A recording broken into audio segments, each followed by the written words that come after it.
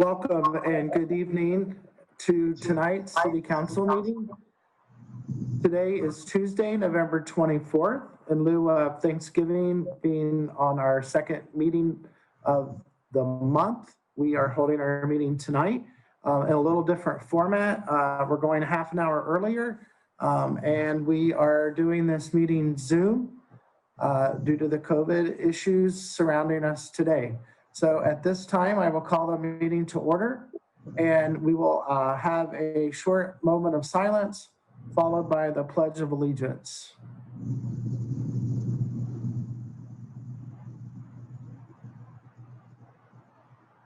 Thank you very much. And I will start us off with the Pledge of Allegiance.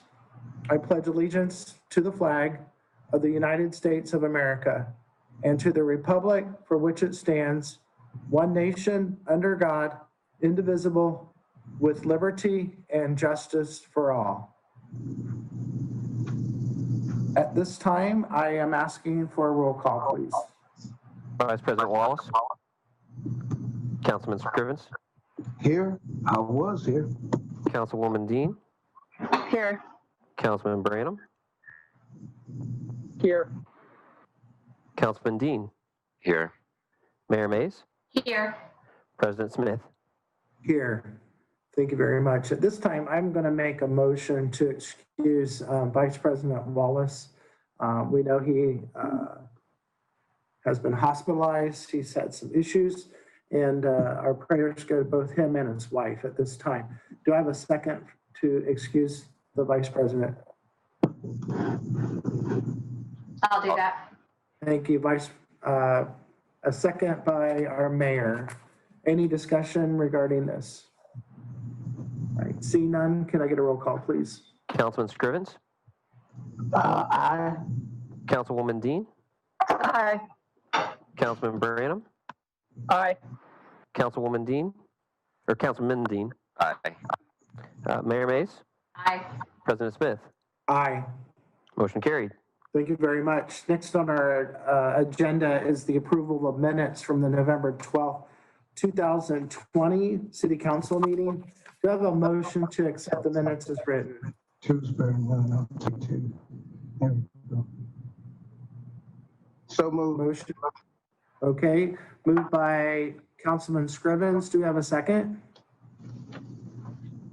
I'll second that, Mr. President. Thank you. Seconded by Councilman Dean. Any corrections or discussions regarding the minutes before us? Seeing none, roll call, please. Councilman Scrivens. Aye. Councilwoman Dean. Aye. Councilman Branham. Aye. Councilman Dean. Aye. Mayor Mays. Aye. President Smith. Aye. Motion carried. Thank you very much. We have no special presentations for tonight. Due to the COVID-19 situation, our meeting tonight is held via Zoom, and our meeting is actually closed to the general public. However, audience comments are always welcome and solicited by our city clerk, who has notified me before the meeting that there have been no audience comments submitted for tonight's meeting. Moving on to our next item is old business. Item A is Resolution 2020-GG. This is a second reading. This authorizes the suspension of uncollectible utilities, income tax, and parking citation receivables. This was introduced by Mayor Mays on November 12th. Thank you, Mr. President. I will move for passage. Thank you. Move for passage by the mayor. Do we have a second?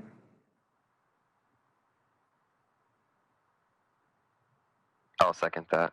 Thank you. It's seconded by Councilman Dean. Any discussions regarding this resolution? Okay. Seeing none, roll call, please. Councilman Scrivens. Councilman Scrivens. Councilwoman Dean. Aye. Councilman Branham. Aye. Councilman Dean. Aye. Mayor Mays. Aye. President Smith. Aye. And Councilman Scrivens, are you around? I think we might have lost him. All right, the motion carried. Thank you very much. And our apologies for any technical issues this evening. Our next item is item B, Resolution 2020-HH. This is also a second reading. This is repealing Resolution 2020-U in its entirety. This was introduced by Councilman Dean on November 12th. I would like to move for passage, Mr. President. Thank you. Thank you, Councilman Dean. Move for passage. Do we have a second? I'll second. Seconded by Councilwoman Dean. Any discussion regarding this repealing of the resolution? Not seeing any.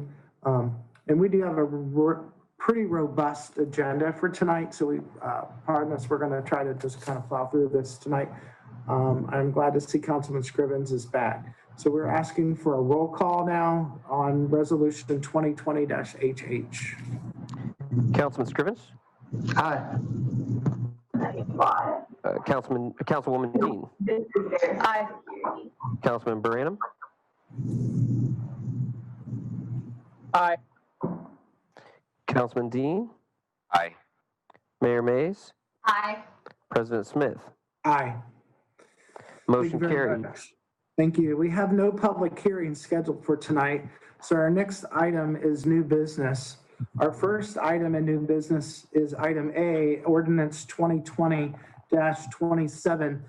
This is an emergency ordinance. This is amending Ordinance 2020-26 to provide appropriations for current expenses and other expenditures for the city of Xenia, Ohio for fiscal year ending December 31st, 2020, and declaring an emergency. Mr. Finance Director, will you enlighten us on this, please? Thank you, Council President. There are two reasons we're requesting additional appropriations this evening. The first is to cover debt service for the bonds that were issued for Innovation Drive. As Council knows, that project and that debt had not been awarded at the beginning of the year when we brought the original appropriation ordinance. And now the debt service payment is coming due in December, the first one related to that debt issue. And so we're requesting that Council go ahead and appropriate the dollars so that we can make that first payment in December of this year.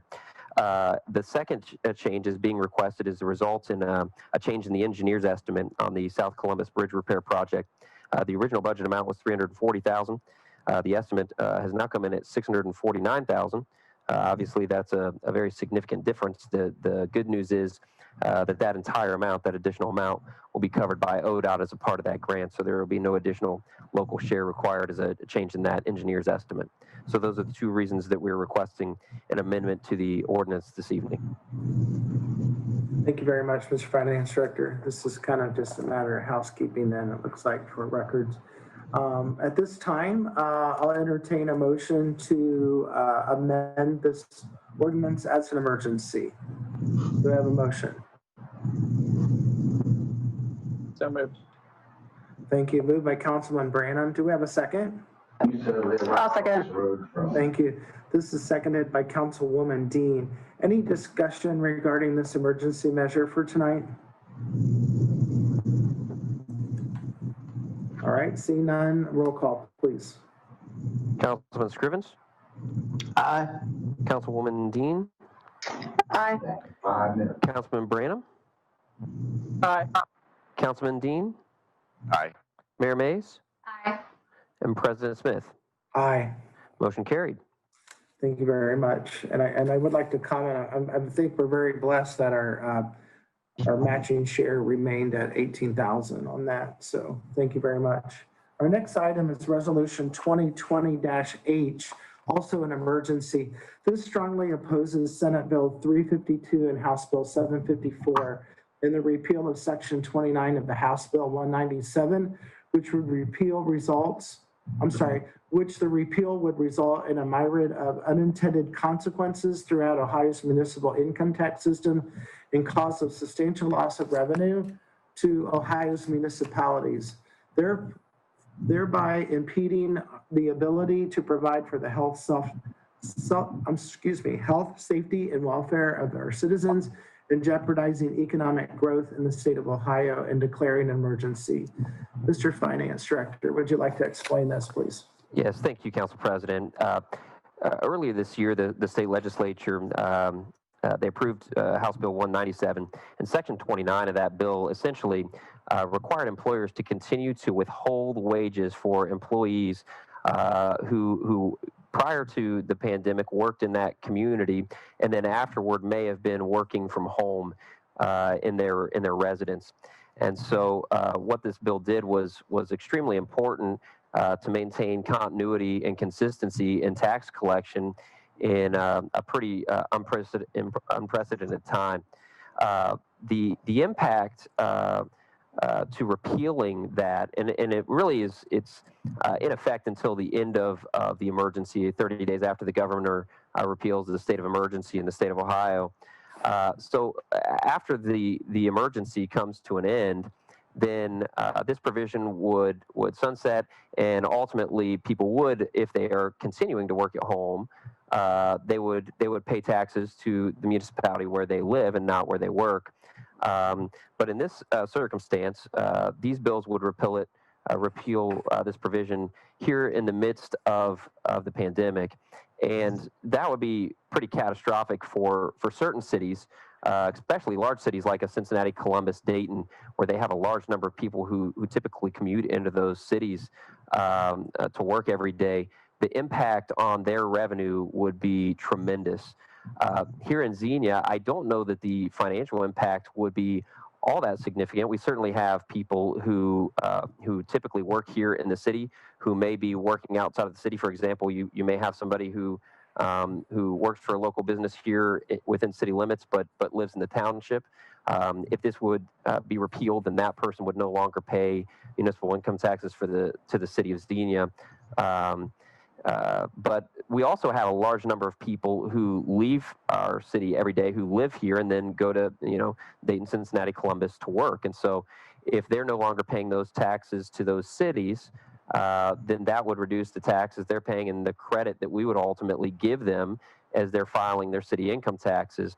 And so I think that those two would probably offset. It may even benefit the city to some small extent. I don't think that this provision would necessarily be catastrophic in the short term if it was administered correctly. And I think that's one of the core concerns, is that this is very difficult. It's changing right in the midst of the pandemic, the rules and the regulations for employers as well as the municipalities and how income tax would be administered. And it'd be very difficult to monitor this from a compliance standpoint. It would be extremely difficult for us to know if an employee or a resident is working here within city limits from home and whether or not their employer is actually withholding those wages and then turning those over to us if their employer is outside of the city. So administratively, it's very difficult. I get the argument that's being made for some of these bills, 754 and 352. I think the issue is that the timing of it, and that it's right in the middle of the pandemic. I think the change in revenue and how quickly it would shift in this time would significantly hurt cities. So I think it's something that we should oppose. Generally, I think that most of us would agree that you should pay taxes where you work, and if you're working from home, you should pay taxes in that locality. But this is an unprecedented time where you'd have a huge number of people working from home that otherwise typically wouldn't, and it would have a very negative impact on communities, and it'd be very difficult for us to administer that in such a short time frame. So we oppose, staff would recommend the council oppose this legislation and ask that you approve this resolution 2020-II opposing it here this evening as an emergency. All right, thank you very much. So we heard the argument for this. So this would be an emergency tonight, and this would basically be drafted. I saw on the last page, this would be sent to not only Governor Mike DeWine, but significant other members of our Ohio Senate and state representatives, and also to the Ohio Municipal League. So at this time, anyone care to make a motion to send this language to our state? So moved as an emergency. Thank you. Moved by the mayor as an emergency. Do we have a second?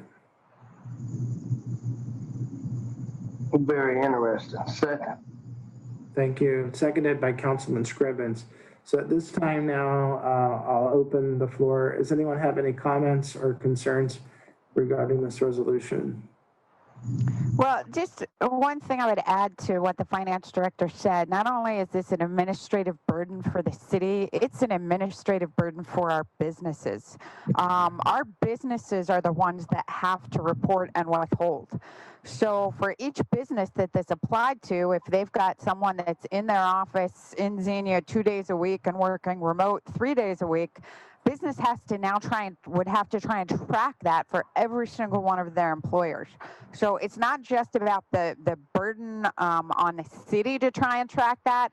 It's really the administrative burden on the employers. Most of Ohio's business communities, the chamber, have also come out that they are against this because of the strain it's going to put on Ohio businesses. So just to add that as well. All right, thank you. Food for thought there. I'm just curious. Okay, we do something like this for a Senate Bill 352 or a House Bill 754, but as a council, we don't come together and do this for, opposing early shutdowns of our businesses or anything like that. So that makes me, kind of scratch my head a little bit at this. I would just like to add, I agree with Cody on that one. I think it's great we can come together as a council to try to help out businesses, but what are we doing for businesses with everything else that's going on as a council? So, yeah. Just a point of order, Mr. President, if the council would desire staff to put together some legislation that articulates a particular position as it relates to any of the state edicts, I guess, if you will, or state orders or mandates or requirements, we can do that. We just need some input from any of you individually, and we can draft that. There certainly are a variety of opinions as it relates to these different orders, and we're all being impacted. But I just want to put it out there that, if you feel compelled as a council member that you would like to bring something to the table to take a stand on a particular order or issue, we can certainly assist with that. Yeah, definitely. I would like that. Maybe we'll talk later about it or something. So, and you're right. I should have brought this up a long time ago. I'm not trying to throw you under the bus, and I highly doubt Cody was trying to do that either. So, but yeah, we'll talk about it. But we're certainly here to, to provide that assistance. Regardless of how we may feel about the particular issues, our job is to help you guys, from a legislative perspective, articulate the will of the council. And I would point out, and Mayor Mays being probably the longest on council with me, will probably remember there's been many times that as a city we've drawn up resolutions to clarify our position with the state, especially when it affects us financially. And I do agree with the law director. As a business owner, the last thing I really want to worry about right now is how many times I got to figure out on the payroll sheet whether or not that person was logging at home or working at the office. So it would create a lot of clerical overwork by business owners, I think, to get this taken care of. And also from the logistics of a payroll standpoint, with your accountant or payroll company, it just would be an extra burden, I think, on businesses if this would go through. So I do support this. Any other comments before we go? Mr. President. Yes, sir. I would just like to say, this bill sounds like it would be a good idea. Maybe it needs to go back to the drawing board a little, because I do think it would create a burden on businesses to try to change that, especially mid-year. But I would also disagree with saying I strongly oppose it, because I don't think we can continue collecting income taxes, especially for longer than a year-long period, from people who aren't even working in the city or other cities. So I can't really support the language in this resolution. I wouldn't say I'd necessarily support the bill either, though. All right, thank you very much. Law Director, how long has House Bill 197 been in full force and effect? It's supposed to go the way the bill was written, as the finance director said. It expires when the governor's state of emergency expires. If we start, the news today was we're expected to start getting some vaccine in Ohio next month. I expect that will go to healthcare and nursing home staff first. Second batch, I expect, will probably go to public safety personnel. I would not expect to see the governor's health order, depending how we get the vaccine, go past the first or second quarter of next year. All right, thank you very much. But that provision applies the way it's currently written as long as the state of emergency exists. So I don't see it going beyond the halfway point of next year, if even that late. All right. So just for clarification, we do have a motion and a second. So if we would want to withdraw any of those motions, I'll ask either of my counterparts if they would like to do that at this time. Let's see, no by the mayor. Councilwoman Dean, do you want to withdraw your motion?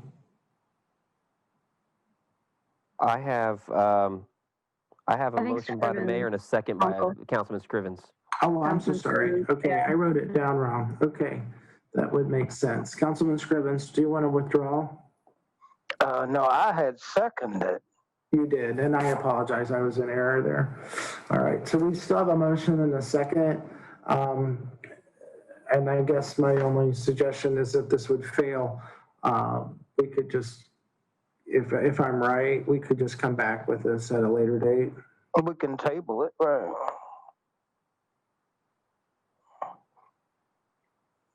Just to weigh in a little bit, Yeah. somewhat maybe redundant with what Councilman Dean said and what Mr. Duke said. I think the staff in general is supportive of this, which is why we brought it back to you, because we feel that in the midst of this current situation, changing the rules creates an unnecessary burden on both government as well as individual businesses. In principle, a change like this probably makes sense. It seems unreasonable and unfair to collect income tax for an employee who is not working in a particular municipality. I think we would, probably, I'll speak for myself, but Mr. Duke, I think Ms. Fisher would probably agree as well. It seems unfair to do that. So I would concur with Danette as well that given the trajectory of things right now, it would seem that the state of emergency would be in effect into next year. But I would begin to be worried if it goes beyond second quarter, maybe even beyond first quarter of next year. With vaccines, lining up for distribution, we will hopefully get the situation under control, begin to get back into the new norm. But again, I think the concern is that changing rules midterm, in the middle of this current health situation, is problematic for quite a few parties involved. Yeah, I would just add, so once the governor's order expires, the rule is typically that you would withhold the wages where they work. So if they work at home, they would be withheld from home. So it's not necessarily so much a change. The governor's order was meant to try to bring some stability to the tax revenue for municipalities who are collecting those withholding dollars from employers, because there would be a huge shift, and very quickly, that local governments couldn't have predicted. And so it would create a huge burden for those municipalities and hinder their ability even to provide core central services. So this is just a stopgap. It's not, it's nothing permanent. It's not saying that this makes sense long term. It's simply a stopgap to try to avoid a huge swing in where people are paying taxes for a short time during the pandemic. And so as soon as the pandemic is over, if people continue to work from home, then they'll begin to pay taxes where they work. But the idea here was that while the pandemic's still in effect and we're in a really uncertain time, this bill brings some stability for those municipalities until we can get through it. That's really all this original bill did, was try to create some stability in where those tax dollars were going for this period of time. All right, I understand. So would my colleagues, I know we have a motion in a second, but would my colleagues feel more comfortable if we reworded that first paragraph and scratched the word strongly and just sent it out as we oppose this at this time? Is that a possibility, Madam Law Director, that we can amend that, or should we go through with the motion at this time? We can't hear you, Madam Law Director. My apologies. If you want to amend that, there can be a motion to amend and a second.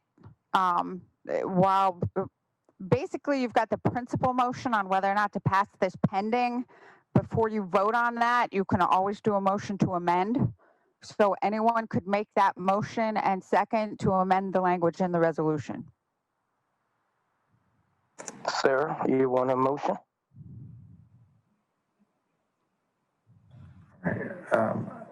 Councilman Dean or Branham, do you want to make changes to this as written or proceed with the vote?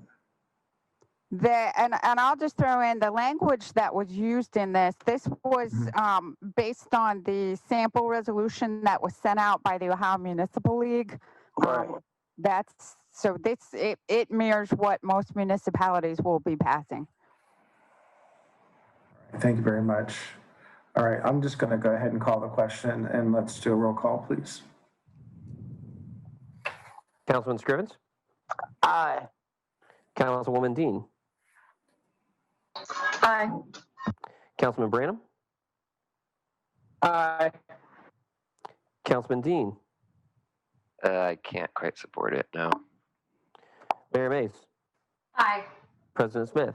Aye. Motion carried. Thank you very much. All right, our next item is Ordinance C, Ordinance 2020-28. This is an introduction. This is amending sections 260.03 and 274.07 of the codified ordinances of the city of Xenia, Ohio, and to add classified position of GIS analyst to the engineering division of the Public Service Department. Mr. City Manager, this is all yours. Thank you, sir. Earlier this year, my office launched a task force in the Public Service Department with the intent of evaluating our operations to determine how we can improve productivity and efficiency, as well as our employee relations in that particular department. This effort involves both line staff as well as leadership staff from every level in the Public Service Department, and includes staff from the City Manager's office and our HR Director. Early in this process, one key area of deficiency that was identified by the group and agreed upon as really probably one of our top priorities to address is the need to expand the capacity related to our geographic information system. GIS is the digitization of all city infrastructure records into accurate and easily accessible files.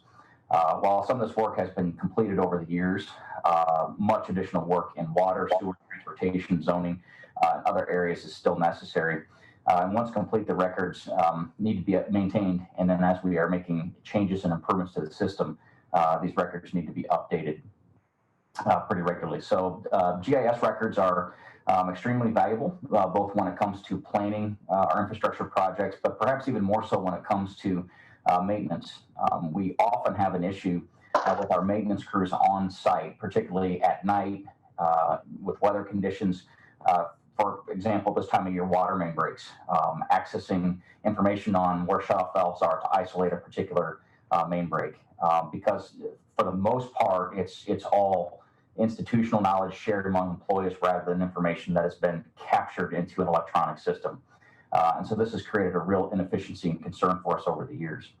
And so we feel that one of the best ways we can improve efficiency of our staff, the accuracy of information, and also the safety for our staff out in the field is to make sure that we are expanding and then maintaining our GIS system to be able to have that information to crews in the field as well as to our engineering staff. Staff has already initiated contractual services to help with the major project of onboarding all of that data, digitizing it all. But certainly the second step needed is to have the capacity internally to be able to manage that data, keep it updated, and provide data, the synthesizing of the data for planning purposes. The staff, in discussing options on how to do this, we have determined that the best way is through the addition of one full-time position, a position that we would propose calling a GIS analyst. The GIS analyst position would be a professional position in the engineering department, reporting to the engineer, who would be charged with coordinating all of the public service as well as planning and development departments and public safety departments as well, to build out and utilize our GIS records. Staff's proposing a GIS analyst as a pay grade 4 position, which would be funded primarily from our water and sewer and stormwater accounts, with some minor portions being provided from general and street funds. While the pandemic has certainly made us extremely cautious in committing to any new expenses, we do believe as a staff and in consultation with our public service task force that now is the time to invest in our GIS in order to position us to be more efficient overall for our maintenance operations. So we are recommending these changes, amendments to the Xenia codified ordinances in section 260.03 and 274.07 that would add the position to our roles. We've previously had conversation with the council budget committee, explained the strategy here and the cost implications, and I think the committee was supportive of this addition, and we have included this in the draft budget that council's viewed for 2021. So we're recommending this evening just an introduction of this, and certainly can provide, whether tonight or in the coming weeks before our final vote on this, any additional conversation to answer questions or concerns with this. Thank you very much. Anyone have any questions for our city manager? All right, no one has any questions. So anyone care to introduce this? I do have a question, Council President. Yeah, go for it. Mm-hmm. I would just like to ask Chris or Brent to basically, how are we going to bridge the gap between the GIS position and the public service department? So for instance, if there was an issue with a water valve that one of the public service people went and tried to use and say the water valve was busted, that sort of thing, how are we going to let that GIS person know? How are you going to bridge that gap of communication between the public service individuals that are out completing the work and the GIS person that basically is going to say, hey, this valve needs replaced, or that sort of thing, you know, to mark whether that valve's good or bad. That's a great question. I'll jump on it first, and I'll let Mr. Berger add as well. I think there are two parts to that question. One is, you know, how do our staff utilize the system in the field? And so our intent, much as we have field computers or devices in our police cruisers and medic units and fire engines and so forth, we want to equip our frontline public service equipment as well with the ability to get into our network and communicate with our data systems so that they can get real-time information in the field and have access to that, to all of that GIS information, which is, again, extremely helpful at 2 o'clock in the morning on a Saturday morning when you've got a main break in an old part of town, to be able to access that information in real time. I think we do have some work in terms of the interface, because, you know, when we put a new valve in or we put a section of pipe replacement in, particularly on an emergent basis, we've got to make sure that we're updating that information accurately and timely in the system. So I think we do have some protocol to work out once we have that GIS analyst on board. But the intent is that there would be a marker put somehow in the system from the crews that are out there to flag the GIS analyst to be able to make sure that those updates are put into the system and we're keeping the system updated. Mr. Berger, anything you want to add to that? I was just going to say it's a two-way street. If the guys win, if they discover something, they are to report that to the GIS analyst immediately so he or she can get that updated. The other side, the other benefit is this positional information. So I think when we first meeting of the task force, one of the members who's on the maintenance division was working for another city, and he had indicated to us that that GIS person in that other city had constant contact with the guys in the field and vice versa. And to quote him, his maps were awesome. And so I don't view that that's going to be a problem whatsoever, to be honest with you. And I would add one other benefit that I didn't elaborate on in introducing this that we think is in order. Presently, we maintain multiple databases of redundant information as it relates to our infrastructure. So finance has an infrastructure list that they maintain. We have an infrastructure list in public service. We have one for insurance purposes here in the city manager's office. We feel at minimum we will be able to consolidate the asset registry that finance maintains with what is being done with this GIS transition.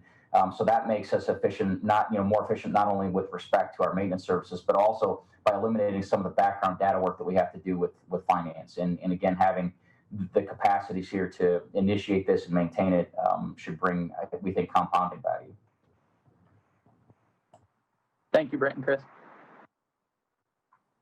All right, thank you. Any other questions regarding this introduction? All right. Who would like to introduce this? I'll introduce Mr. President. Thank you. That's Councilman Dean, correct? Yeah. Thank you very much. All right, our next item is ordinance 2020-29. This is also an introduction. This is accepting the dedication from the Greene County Career Center of a new public street to be named as Innovation Drive. Mr. City Manager, would you like to explain this process? Yes, sir. Thank you. As stipulated in ORC section 723.03, a street dedicated to public use by a property owner does not become a public street under the care and control of the municipality unless a dedication is accepted and confirmed by an ordinance specially adopted for that purpose. This evening, staff presents council and recommends the introduction of an ordinance formally accepting the dedication of the new roadway that runs from Union Road to US 68 across the property owned by the Greene County Career Center, and formally naming this new roadway Innovation Drive, and that would be an extension to the existing Innovation Drive. So we recommend introduction of this ordinance to finish the housekeeping on that project. Thank you, Mr. City Manager. A question would be, if this is introduced and our second reading is affirmed on December 10th, it actually takes.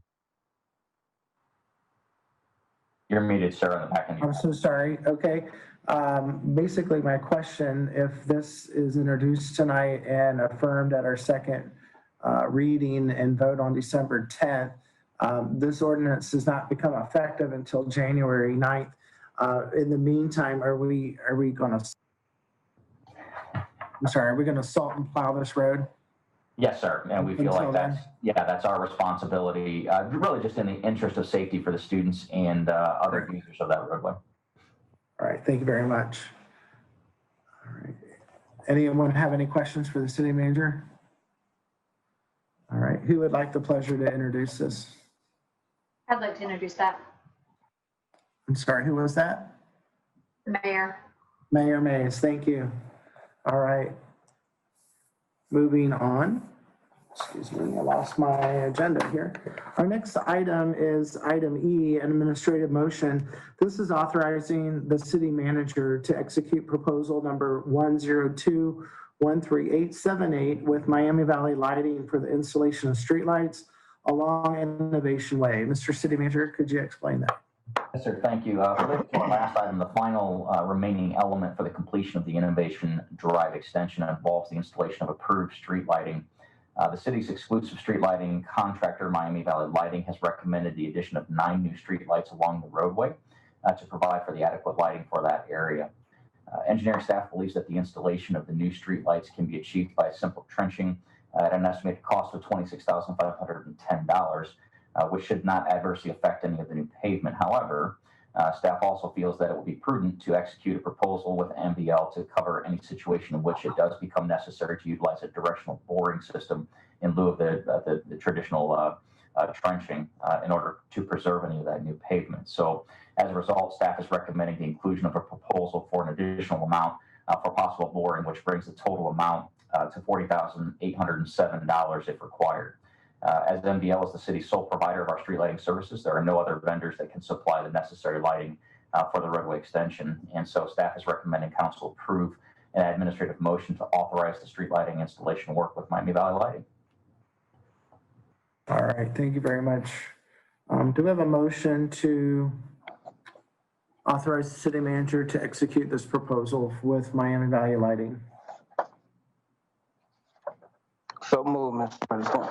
Thank you. Moved by Councilman Scrivens, and looking for a second for this execution of this proposal. I'll second that, Mr. President. Seconded, thank you. Seconded by Councilman Dean. At this time, I'll open up the floor for any questions or discussion. And we don't have any, so let's go for a roll call, please. Councilman Scrivens, Aye. Councilwoman Dean, Aye. Councilman Branham, Aye. Councilman Dean, Aye. Mayor Mays, Aye. President Smith. Aye. Motion carried. Thank you very much. Our next item, item F, is also administrative motion. This is awarding the bid and authorizing our city manager to execute a contract with Mountain Gas Services LLC for the Glady Run wastewater plant fence replacement project. Mr. City Manager, could you explain this? Yes, sir. Thank you. The next two items are related to projects that were budgeted for this year and originally intended to be initiated in the spring, but were delayed because of COVID-related issues. So for several years, our wastewater division's CIP has included the replacement of the security fencing that encompasses the Glady Run wastewater treatment plant. The existing fence is aged, rusted, and insecure, and replacement of the fencing is deemed necessary. Staff has estimated that there is approximately 2,000 linear feet of fencing to be replaced. On November 3rd this year, the city received 2 bids from qualified contractors to complete the installation of the new fence at the Glady Run plant. That information is included in your agenda report. The lowest bid was from Mountain Gas Services LLC. A validation of their references has revealed the firm has successfully performed on previous projects, and therefore staff sees no reason not to award. And so we are recommending an award of the contract to this firm at a not to exceed cost of $35,176 to make sure our plant is secure. All right, thank you, Mr. City Manager. And I do see where one local company was solicited, but they did not respond. So who would like to make a motion to award the bid to Mountain Gas Services?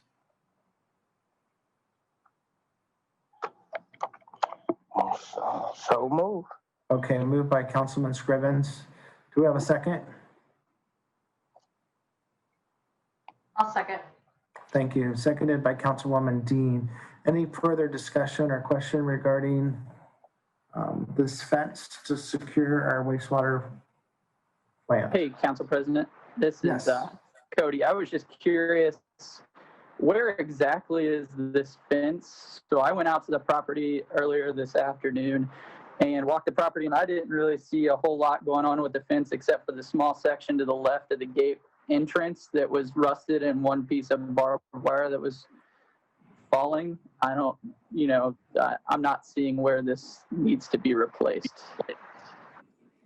It's the whole, encompasses the whole perimeter of the plant, with the exception where the solar panels are. Talking with the supervisor, wastewater supervisor, we know that this fence is at least 30 years old at this particular point. So we have areas where it's decent, there's other areas where it's average, and other areas where it's not. So it's been kicked down the can in our CIP for this year to get this done. If I may, Mr. President, we've had this in the CIP for a number of years. We've continued to kick it, as Mr. Berger suggested, kick it down the road. So we felt that at this point it was time to commit. All right, thank you. Councilman Branham, do you have any other questions? Just from a council perspective, I will be voting against this. I don't think it's a good use of funds. I think that we could, regardless of how fat our sewer funds are, I think it could be better utilized elsewhere. All right, thank you very much. Any other questions or comments regarding this? I would just like to point out that Mayor Mays was the one that seconded this, not me, just for record's sake. Okay, thank you very much. It's hard to distinguish voices sometimes. No problem. All right, so we have a motion and a second on the floor. We'll ask for a roll call, please. Councilman Scrivens, Aye. Councilwoman Dean, Nay. Councilman Bram, Nay. Councilman Dean, Aye. Mayor Mays, Aye. President Smith. Aye. Motion carried. What was that count? 4-2. All right, thank you. All right, our next, making sure I'm on. Our next motion is Administrative Motion G. This is awarding the bid and authorizing our city manager to execute a contract with Central Structures LLC for the Ford Road Wastewater Plant Pole Barn Project. Mr. City Manager. Thank you, sir. Also planned in the CIP for this year is a project that's intended to preserve and extend the life of our semi-tractor trailer utilized by our wastewater division to haul the biosolids that we produce at Glady Run over to the Ford Road plant where it's temporarily stored before its disposal. Staff has recommended the construction of a storage facility, pole barn basically, of the appropriate size to shield the vehicle from inclement weather. The wastewater division also needs additional space to store mowers, trailers, a skid steer, and some other equipment that's currently being exposed to the elements.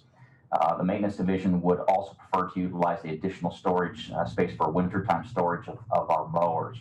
To accomplish this, staff solicited bids from qualified contractors to construct a pole barn that measures 40 foot by 64 foot by 14 foot. The city received 2 bids, which were opened also on November 3rd from qualified contractors for the construction of the pole barn. The low bid was received from Central Structures LLC at $48,490. A validation of the references from the Central Structures LLC has revealed that they have performed similar projects successfully, and we see no reason not to award the bid. So staff supports awarding a contract to the firm at a not to exceed a cost of $48,490. All right, thank you very much. At this time, I'll ask for a motion to award the bid to build a wastewater plant pool barn at our Ford Road wastewater treatment plant. Do we have a motion? So moved. Thank you. Moved by Councilman Branham. Do we have a second? I'll second that. Thank you. Seconded by Councilman Dean. Any further questions or discussion regarding this project?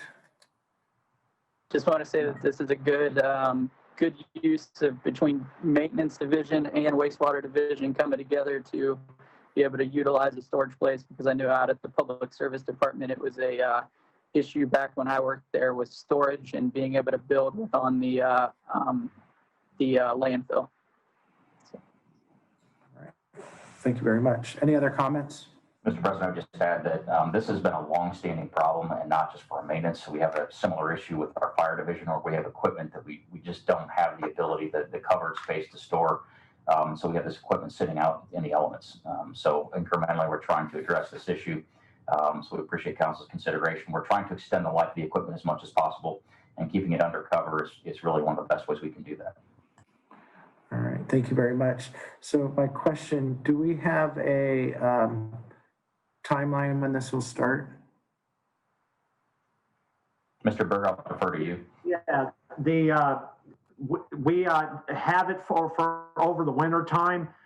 We think we can do that simply because it's going to be a slab on grade type of thing. Obviously, you have to have certain conditions to be able to pour the concrete slab, but it's not like we got to do footers or anything. So basically, went probably first of the year and into the spring. Very good. Okay. All right, so we have a motion and a second. Any other questions? I think we don't have any. I'm sorry, go ahead. I hate to be beating a dead bush or beating a dead horse. Hey, Chris, this does not include the concrete, correct? That is correct.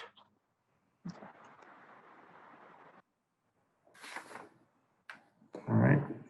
Thank you. Any other questions? All right, not seeing any. Let's get a roll call, please. Councilman Scrivens, Aye. Councilwoman Dean, Aye. Councilman Branham,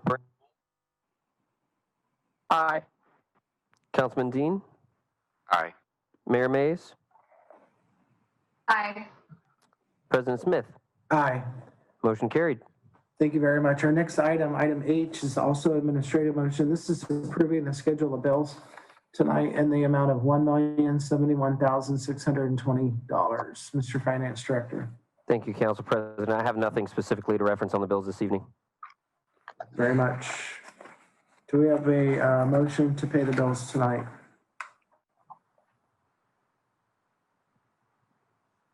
So moved. So moved. Thank you. Okay, help me out there. That was quick. That's Councilwoman Dean. And who was the second? Yeah, no, I'll second that. Okay, Councilwoman Dean and Councilman Branham. Am I correct? Yes. Thank you very much. Any questions regarding the schedule of bills tonight? All right, let's vote to pay the bills. Councilman Scrivens, Aye. Councilwoman Dean, Aye. Councilman Branham, Aye. Councilman Dean, Aye. Aye. Mayor Mays, Aye. President Smith. Aye. Motion carried. Thank you very much. Our next item is reports of committees. First up is Economic Development Advisory Board. This is chaired by Vice President Wallace. Ms. Johnson, did they have a meeting this week? Or last week? They had one last week. They did have one? Okay, so we'll table this for our next meeting. Next is official reports from our appointed officials and council comments. We'll start first with Mr. City Manager. Thank you, sir. Just a couple of items this evening. First, want to remind our public that our offices will be closed this Thursday and Friday in observance of the Thanksgiving holiday. We encourage folks to celebrate safely, come together as you feel it's appropriate, and take precautions. But let's all be thankful for all the blessings that we have. And our offices will be closed and we'll reopen next Monday with our normal hours. Second, a general update on COVID response. Want to keep council in the loop. We continue to see some positive cases among our ranks of city employees. And in the last week, we've had positive cases in our communication center, in fire and police, as well as public service. And nothing that we can't manage at this point, but we are monitoring the system very closely because some of our departments are pretty skinny on staff right now. And we want to make sure that we are able to provide at least the minimum coverage in our essential services. As a community, our numbers continue to increase. Participated or watched the governor's press conferences this week. I think our healthcare providers are increasingly concerned about the number of hospitalizations. They're presently able to provide care for all of those seeking care in ERs and at medical facilities. So it's not what I think we would call a crisis situation at this point, but something that we continue with the health department and other stakeholders to watch very closely. We are at this point, after consultation with the health commissioner, planning to move forward with our hometown Christmas event. They felt that the steps that we've taken to ensure safety for our public adequate to allow us to continue with that event. And I know council's expressed a deep and sincere desire to want to be able to provide some holiday festivities, particularly for families and for the children in our community. So we'll have virtual visits with Santa and Santa site here at the administration building, as well as other activities intended to help promote our small businesses downtown. And I will just add, as we've said in the past, and I think it was mentioned here earlier, we continue to be very concerned about small businesses in our community. Your Walmarts, your Lowe's, your Amazon are doing very well during these times because a lot of the orders that have been issued have not had the adverse effects on these large corporate interests the way they have on our small businesses. So we encourage folks wherever possible, as you're Christmas shopping, shop at your local businesses, get something from your local consultants who are selling, from their home as a consultant. Please, we encourage you to support your local businesses because this, of all Christmas seasons, this is going to be a significantly trying retail season for small businesses, and we need to try to help those businesses survive. Finally, just wanted to report that we have seen some increases in complaints registered with the Greene County Building Department. I talked to some of my peers, city and township managers who have expressed similar concerns to our customers of that office. So we'll continue to explore again these concerns with the county. Construction, it has been deemed an essential service, and both residential as well as commercial construction has continued to be very hot in our community as well as our county. The county has pulled back on a lot of their services in the midst of that continuing demand, and so it's created a significant backlog. Most requests, most plan reviews, most inspections are taking at or more than the 30 days that are prescribed at the state level. So we remain concerned about that. We need all the economic activity that we can have at this time, and have slowdowns because of issues with that office is concerning. So I just want to let you know that's on our radar. That's all I have this evening. All right, thank you very much.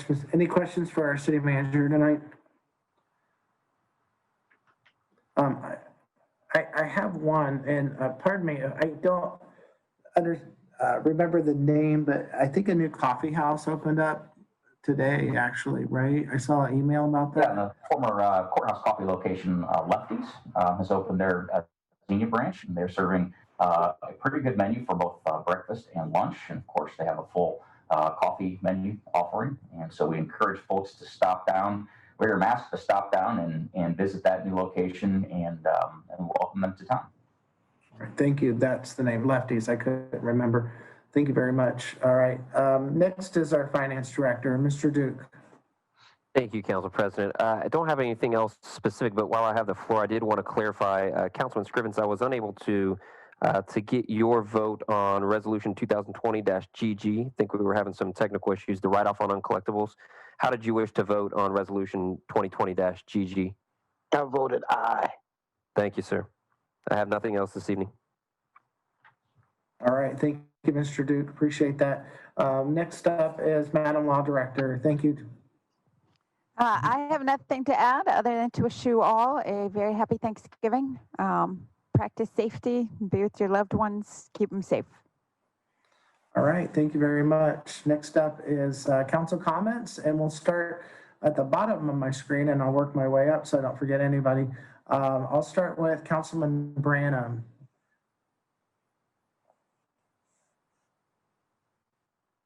I just want to remind everybody, of course, just like Brent said, support those local businesses and don't support the Amazon and the Walmart. You know, they're going to weather the storm just fine and come out way on top. While Jeff Bezos, his pockets just keeps on getting bigger and bigger. You know, also if you're scared to go out, you know, I understand certain people are at high risk or certain people are older, or elderly. Don't hesitate to call those small businesses that you want to support and say, hey, is there any way that I can pay for this over the phone? And you know, literally you leave a bag out on your counter and I come by and I pick it up, that sort of thing.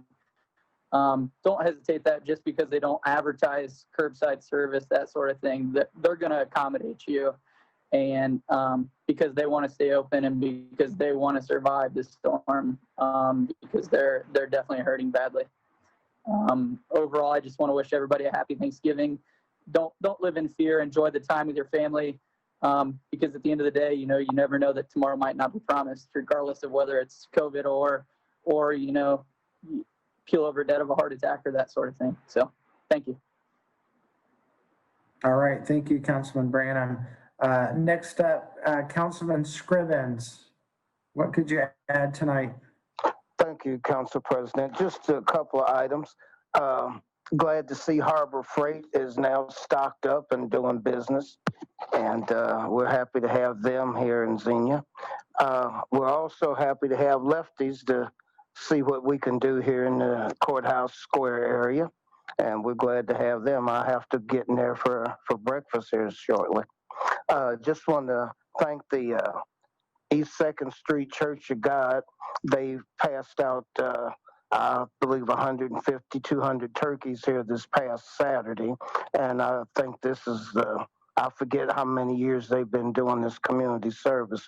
So we want to thank Reverend Dr. J.W. Walls and his congregation for their heartfelt compassion for the community. And then we like to express our condolences to two families. One, Mr. A.J. Colbert, former mortician here in town, And Mr. Colbert was very influential here in Xenia, and he spent many years on the Xenia Civil Service Commission.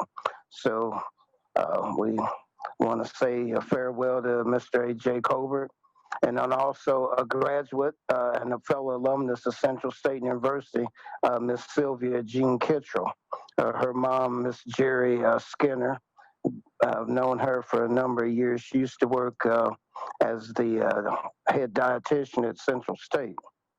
So we just wanted to say thank you to those two families for allowing me to help to share their grief. And the citizens of the city of Xenia, have a great Thanksgiving. Do what you know to do, which is be safe and share your love. And with that, Mr. President, I thank you. All right, thank you, Councilman Scrivens. I appreciate those comments. Next up will be Councilwoman Dean.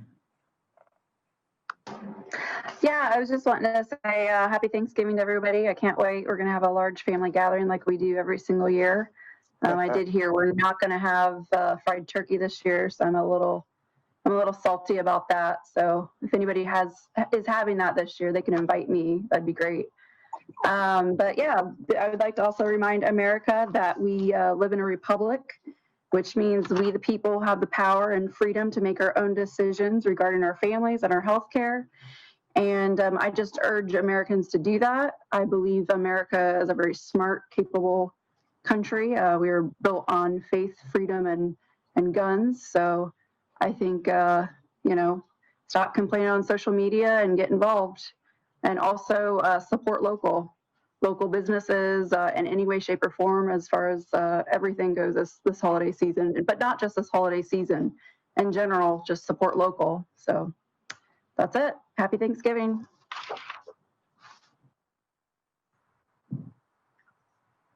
All right, thank you very much. Sorry, it takes a second to mute. Next up is Councilman Dean. Thank you, Mr. President. I just had two things. First off, I was on a job earlier today, and some of the public service workers came out and helped not only find the water curb stop, but then almost went above and beyond their duty to clean that curb stop out so that we could turn off the water so we could get this lady's water back on. So I just want to thank them. I don't remember their names, but just want to thank them publicly for their service. I know it's greatly appreciated having water, especially right before Thanksgiving. And then the second thing is, I know in the past, Councilman Lauterbach had normally put forth extra time off for some of the employees. I think it was kind of a thing where the union members normally got time off, but the non-union members didn't. Correct me if I'm wrong there. And I would be willing to offer up that same mandate there. So if we could look into that, that'd be great. We'll connect with you offline, sir. Okay, All right. sounds good. Okay, I'm sorry, Mr. Savanger, did you want to speak to that? I know we discussed that, you and I. Sorry, wasn't on mute. Yeah, I can elaborate a little bit now. So with some changes council made early this year, our non-union folks will have half a day Christmas Eve and half a day New Year's Eve, as well as 8 hours of flex time for holidays. So our scheduled calendar for this year right now is to allow, or we'll be close to the public on both all day Christmas Eve as well as New Year's Eve. For unionized staff, we're presently in negotiations with most of our unions, not all of them, but most of them. I think the intent is that we would be sensitive to this issue and willing to discuss this issue. There are a couple of union groups, the AFSCME groups, that were not presently in negotiations, so those won't be applicable this year. So we will have to make some adjustments to the calendar of some of our employees this year. But these changes will allow for us to have some flexibility with these holidays and memorialize some of these changes more permanently. Thank you. All right, thank you very much, both Mr. Savanger and Councilman Dean. Next up is our wonderful mayor, and I'm sure she's got some information for us. Thank you, Mr. President. I wanted to take a minute to congratulate Dick Strauss. He was honored this past Saturday for 40 years of service to the National Model Railroad Association. There was quite a few people on a Zoom call to honor him. I was able to present him with a proclamation, and a lot of people who spoke to his involvement, not just with the model railroads, but just his involvement in his church and in the Xenia community. He's been recognized in the Xenia community as a volunteer. One of the things that was really interesting when we were doing the presentation is the gentleman spoke to how a lot of people in the model railroads, they don't like people to, especially kids, get too close, but Mr. Strauss was always so welcoming, and I know he was that way with my kids too. He would set up his model railroad and have one of the trains always had candy on it, so when it went by, the kids were able to grab a piece of candy. So it was neat to honor him. I know this is a very difficult time for him, the loss of his wife, but it was good to honor him that day. I just wanted to reiterate what everybody was saying. Of course, this Saturday is the Shop Small, and we want to make sure that we do that. Don't forget places in Midtown like Country Blessings. I know Rosemary Johnson's going to be open. Even places like Handyman, Ace Hardware. I know I get a chance to go there. We usually buy our Christmas tree from there. So there's obviously our downtown shops and some great places, Gypsy Alley, the Flower Bakery, and a few others. Rusty and Chippy's and the toy store, the vintage toy store, and I know I'm missing a few. There are great places to shop downtown, Carson's, and so make sure you're doing that, but don't forget your Midtown because they've got some great options too. And of course, happy Thanksgiving to everyone. We're moving full steam ahead still with the community meal. We've got quite a few people who have called asking for a delivery. There's going to be quite a few people who are coming out for the drive-through. Begins at 11. WGC Golf Course did a great job in raising funds to buy the turkey. The Xenia Area Association of Churches and Ministries has really come forward to purchase all the other supplementary food and make sure that there's things like real mashed potatoes that are starting to get peeled today and tomorrow. So there's a lot of people helping. The senior center ladies are already starting to cook the turkeys. I'm very encouraged by the way our community comes together. When a lot of communities aren't able to have this meal this year, we're still able to do that. And I'm very thankful for the way people are finding ways to work around it, difficulties. So, and if you're interested in volunteering, we could still use a few more volunteers. Thank you. Thank you, Mayor Mays. Appreciate those comments. So before we adjourn tonight, I also would like to wish everyone watching tonight and all our residents in Xenia a very happy Thanksgiving. I would also like to thank my colleagues tonight on City Council and the mayor, our appointed officials, for their time this evening, as well as thanking all our city staff for the wonderful job that they do and for putting our citizens' needs first. Also like to recognize someone who's not seen a whole lot, but it's our city clerk. She does a lot of work behind the scenes. I know today she was out gathering pies for the meal, for the Thanksgiving meal, and I'd like to thank her for her efforts on that, as well as city staff members that donated financially money for the pies. I know they're planning to serve over about 600 meals, if I'm right, Mayor. Is that correct? So with that being said, a reminder that our next council meeting is scheduled for Thursday, December 10th at 6 o'clock. And Hometown Christmas is still on for Saturday, December 5th, downtown area, and that is 11 a.m. to 3 o'clock. So great opportunity to support downtown Xenia, as well as have a little fun in our own community. So with that being said, I would like to wish everyone well and ask for an adjournment.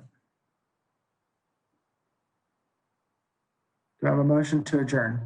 So moved. Thank you. I think that's a motion by the mayor and a second by Councilman Branham. Is that right? Your screen keeps freezing. I'm sorry, I can't see you. If that's correct, this time I'll ask for a roll Yep, I'll call. second that. Thank you. Councilman Scrivens? Aye. Councilwoman Dean? Aye. Councilman Branham? Aye. Councilman Dean? Aye. Mayor Mays? Aye. President Smith? Aye. Motion carried. Thank you very much. Good night, all. Good night. Thank you, everyone. everybody. Happy Thanksgiving. Good night, everybody. Happy Thanksgiving. Thanks all.